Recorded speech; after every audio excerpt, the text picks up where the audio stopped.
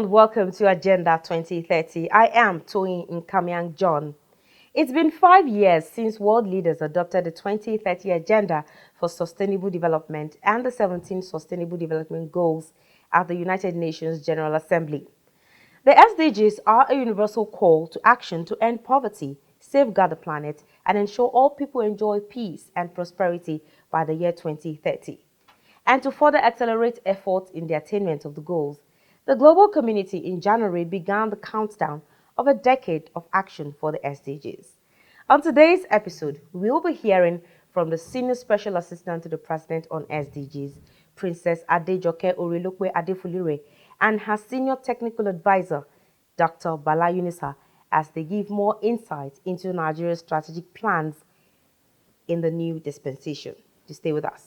Agenda 2030. As a successor framework for the Millennium Development Goals, the global community rolled out a bigger, deeper, and more encompassing framework called the Sustainable Development Goals, designed to transform our world, lift the poor out of poverty, as well as ensure inclusive and healthy society. On Agenda 2030, we take you on a media trip to the global destination of the future we want. With everyone on board, we focus on the people and their struggle, the civil society and their agitations, the government and her development effort, the global development agenda, its 17 goals and 169 targets. We bring you all the deliberations, insightful conversations, and high-level partnerships on the road to global destination. Agenda 2030, showing on this channel. Agenda 2030, leaving no one behind. We are delighted today to be joined here at UNDP by the Senior Advisor to the President on SDGs. We are entering the decade of action on SDGs to achieve the Sustainable Development Goals in Nigeria. What are the key priorities for Nigeria as we start in this important last few years to achieve the SDGs? In terms of key priority areas, the President of Nigeria has announced that in 10 years, 100 million people will be moved out of poverty. And the key priority area again talks about social development from goal 1 to goal 6. It's also another pronouncement by the Federal Ministry of Education that 10 million people, young people that are out of school, will be back in school. We are planning to reduce the infant and maternal deaths to the lowest minimum, if possible, to eradicate it. We are looking at us also to see that our young people, after leaving school, are equipped with the necessary skills to be able to make them employable, and so that we can create more jobs, as well as we are trying to encouraging both local and foreign investment to invest in Nigeria for prosperity for the people of Nigeria. That is an ambitious plan. I want to assure you from the UN side, UNDP and the wider UN family, we will be with you in this last important decade in removing a lot of Nigerians out of poverty, but more importantly, ensuring that Nigeria becomes one of the African countries that achieves the goal. Because without Nigeria achieving the goal, the continent will not achieve the SDG goals. So we want more people to know about SDGs, how they can work with the government, how they can contribute to the development of Nigeria, and how they can support the government to achieve SDGs. Your role, my role, your role, everybody's role is very important. My action, your action is very important. It is not about government, it's about all of us. With that positive note and the clear message that SDGs is for everybody and is everybody's business. As we are entering the year 2020 now, which marks the beginning of the decade of action for the goals, and there's so much activities. People are saying it's lined up and is expected also of nations. Are we really ready for the decade of action? Do you think we have actually peaked? Probably we are now going towards a winding down, or we're just about to take it to that very level. Okay, so when Nigeria took stock of its implementation of the Millennium Development Goals, there was a crafting of Transition the country transition strategy Yeah. from the Millennium Development Goals to Sustainable Development Goals, and that strategic document faced the if you like the implementation of the SDGs into three phases. The first phase is actually the first 5 years, which is that of building on existing foundations, advocacy, sensitization, and partnership building. Yeah. The second phase is that of scaling up investments and implementation, and which is leading us to the third phase, which is basically about tracking, monitoring, and reporting for the SDG, while simultaneously implementing those key initiatives. So I will say we have done extremely well, and it's a demonstration of the commitment of this administration to the 2030 agenda by establishing all these institutional frameworks that would enable us, achieve the SDGs, not only timely, but in a way and manner that is extraordinary. The realignment of the national statistical system will enable us in the next 10 years on annual basis to track our progress towards the SDGs. If we haven't done that, we wouldn't be able to track our progress towards the SDGs. That was like laying good foundation. It's solid foundation, if you like, for the SDGs.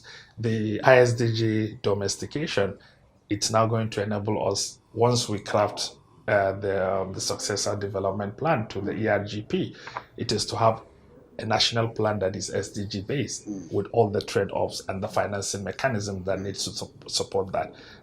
So that is key. Then now we've commenced even the process of evaluating priority SDGs and knowing what is learning from the process, and then using that learning to go into the decade of action. So broadly speaking, we have laid down the foundations that will enable us implement or scale up, if you like, the implementation during this decade of action for the SDGs. So now that gives us the advantage, because now we are not talking about laying the foundation anymore, but we're talking about scaling up and strengthening the implementation of the SDGs. And we have a lot of things at the moment that we are looking at. I've made mention of the fact that we need to scale up investment at the subnational level, and we need to work closely with the states and the local government to ensure that that mainstreaming of the SDGs do happen.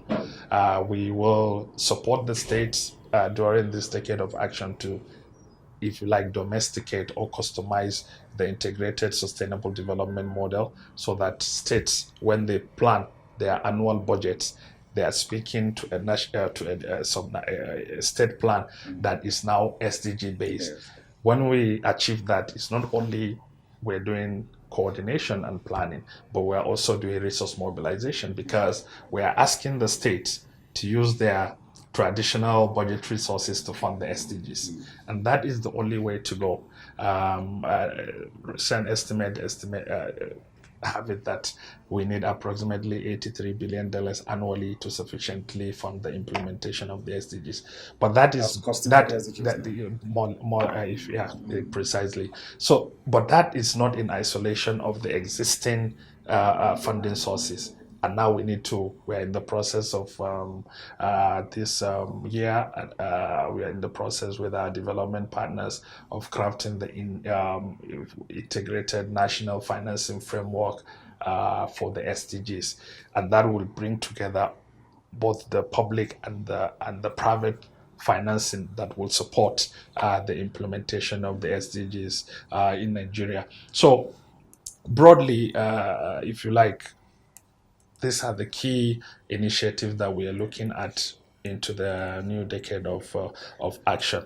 A lot of activities will be scaled up. Investments are needed. Funding gap is a major challenge, but with the support of our development partners, we think these are surmountable. So Nigeria is one of the few countries that will pilot the design of the integrated national financing framework, like I've mentioned. In our relationship with the United Nations Development Program, we are also about to do an SDG impact mapping across the country to find out what sort of investment opportunities are available for the SDGs at the subnational level. So the whole idea of or concept of the decade of action is to. Yeah, I was actually going to ask you because for laymen out there who probably do not even know what we are talking about when we talk about decade of action. Does it mean that we have not been taking action all along, or is it from this decade we want to start taking action? Is it because it's 2020 or what? What does it really mean? Okay, in a development parlance, it is to say that we have a plan of 15 years.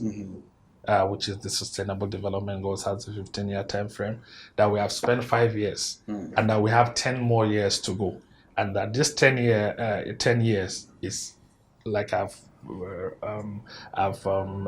highlighted earlier.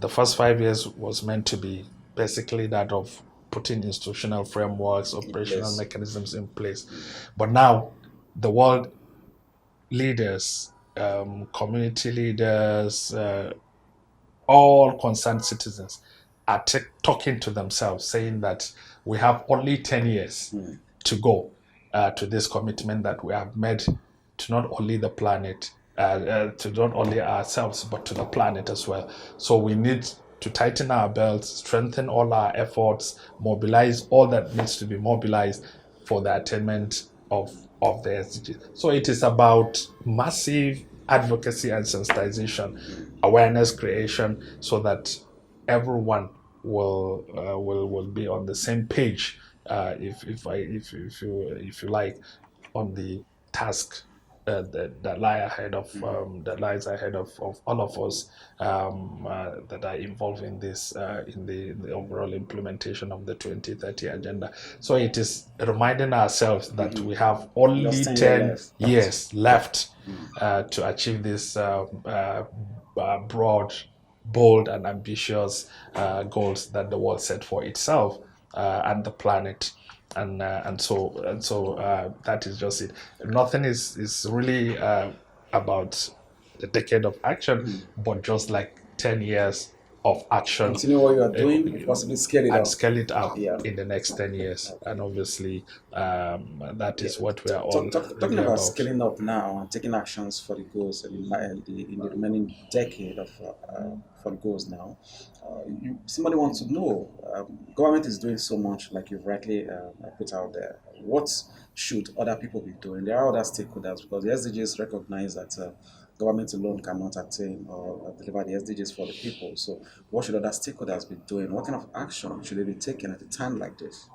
So we late last year, knowing that we're crossing to the decade of action, you remember we did an SDG activation with one of our partners, the world largest lesson. Yeah. So the family SDG activation week was to get commitment of not all those that are only involved in the implementation of the SDG, but even down to the community and the family level, so that we take a promise that as we move into the year 2020, which is rightly captured as the decade of action, is what can we do as individuals, as members of the household, as members of the community, what can we do to help achieve the Sustainable Development Goals. So our volunteers visited families in their houses and communities, religious leaders in their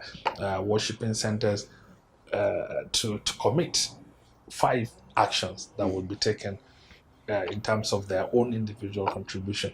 So this whole of society approach is what we advocate and what we promote, that the SDGs cannot be achieved alone, because they are also interrelated, interconnected, and that no one person or no one institution has the overall monopoly of the implementation or the contribution toward the attainment of the SDGs. So we are all in this together, and the transformative promise of the 2030 agenda is to leave no one behind. And within that in that spirit, we will want to continue to catalyze this productive partnership among all stakeholders, so that together we achieve the sustainable development goals and leave no one behind. So part of the strategy of the office of the senior special assistant is to the president is to ensure that we mobilize this support from the all critical stakeholders through the strategic platforms we've established. With the state actors, we have the interministerial committee where we work with the ministries, department, and agencies to ensure that we mainstream the SDGs into our sectoral policies and plans. So going forward is to see how we strengthen that relationship and how all the ministries, department, and agencies integrate the SDGs into their sectoral policies and plans, so that all the annual budgets of the Federation, it's invested or channeled towards supporting the attainment of the SDGs. And obviously, the role of the non-state actors broadly, the private sector, the civil society, the scientific community, it's all embedded into the work of the office, and it is to take that partnership to the next level. Yeah, thank God you mentioned partnership. I'm talking about partnership. To what extent do you actually carry other people along in doing this now? Taking also into consideration the decade of action that we are entering. How do you intend to carry all the partners along, all the stakeholders? I know you've been doing so much of it. You've listed some of them already. So, what are the strategies to ensure that even the civil society, they become a core part of the implementation of the SDGs? Okay, so basically is to ensure that we strengthen, first of all, the partnership. We will be having soon a retreat for the civil society organizations operating within the SDG space, and even within the voluntary national review process for the 2020, we are employing this whole of society approach, where all stakeholders will be involved in the processes that will lead us to the production of the voluntary national report to be presented to the high-level political forum. Our relationship with the organized private sector is going to be strengthened. The Honorable Minister of Finance has agreed to meet with the organized private sector at the instance of Her Excellency, the Senior Special Assistant to the President, to map out strategies and the role of the organized private sector in the implementation of the SDGs. And that will also happen through the, if you like, the overall framing of the integrated national financing framework. The private sector will be crucial and central to the design and implementation of that, because we are talking about innovative financing mechanisms that will support the attainment of the SDGs. And you cannot ignore the role of the organized private sector. We talk about financing mechanisms that are innovative. You have the green bond, the sukuk bond, the diaspora bond, the impact investment. All this will be embedded into our integrated national financing framework, which funding is a major challenge for the attainment of the SDGs. Yeah. And the Addis Ababa Action Agenda for Financing Development and the United Nations Secretary General Financing Framework has already identified the key strategies that will help countries achieve the SDGs. And once we pilot that, it will be clear to us where these fundings will come from. Some of them will even be through strengthening domestic tax system and enhancing our capacity to generate, our fiscal capacity to generate more revenue that can help us finance the SDGs. So broadly, these are the key things. Like you've rightly mentioned, the partnership is there. It's just to strengthen that and take it to the next level. The Lagos 2020 Festival of Action will happen, and that will bring all the critical stakeholders in support of the implementation of the SDGs in Nigeria. Yeah, talking about the implementation of the SDG and even the attainment is not going to be done by the national government alone. You rightly mentioned that the subnational government is very, very crucial. And data has always been a major issue in getting all of these things done. I understand the office did something that has to do with a data bond recently. Maybe you want to expatiate on it. What this mean and to what extent you are getting the subnational government involved in data.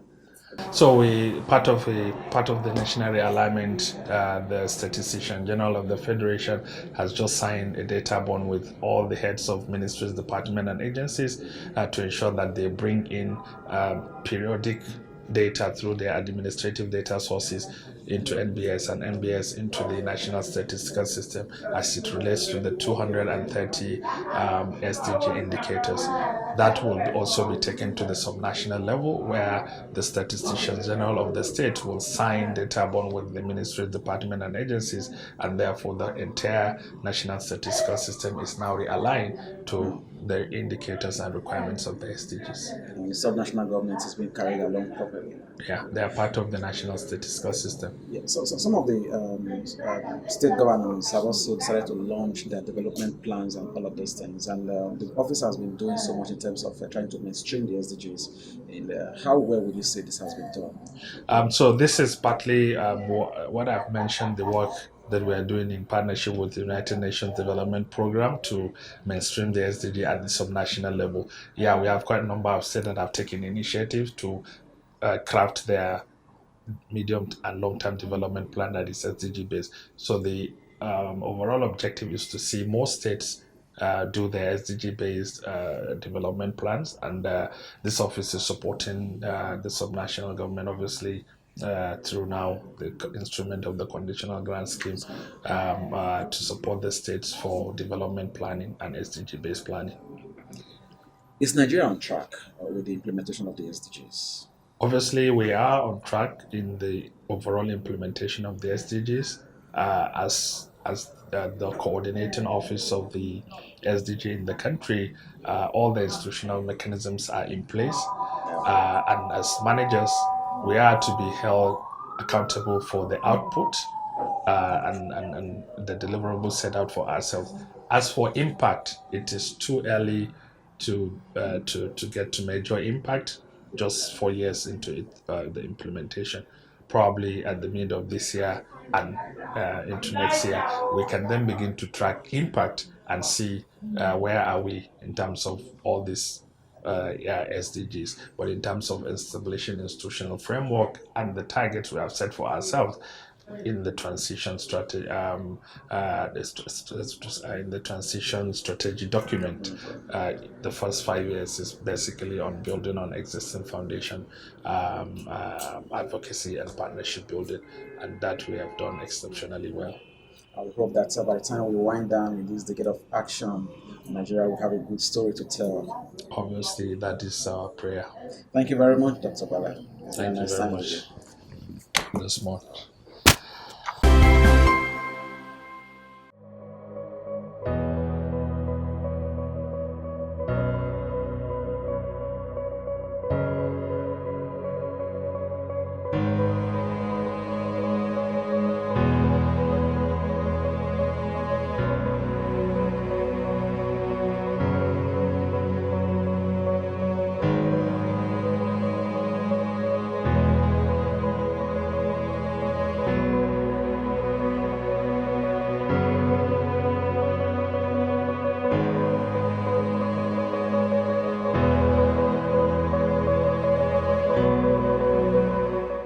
Remember, you can always watch this program and other episodes by subscribing to our YouTube channels on youtube.com/Fresh News TV and youtube.com/Agenda 2030 TV. You can also watch the program live on Facebook. Just log on to www.facebook.com/Fresh News NG and www.facebook.com/Agenda 2030 TV. Follow us on all our social media platforms at Agenda 2030 TV on Facebook, Twitter, and Instagram. Remember to drop your comments and share with your contacts. Do use the hashtag Agenda 2030 and hashtag Agenda 2030 TV. And that has been the size of our program this week. Do keep a date with us next week as we bring you another refreshing episode. I am Toyin Nkamiang.